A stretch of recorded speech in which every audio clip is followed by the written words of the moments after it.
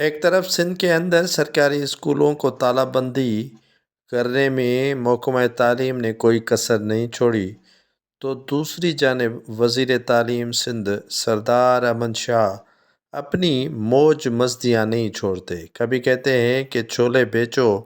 میرے پاس نوکریاں نہیں ہیں، کبھی شعر و شاعری میں مگن ہو جاتے ہیں، تو کبھی طنزیہ طور پر گفتگو کرنے میں کوئی کسر نہیں چھوڑتے۔ لیکن اگر دوسری جانب دیکھا جائے تو وزیر تعلیم سندھ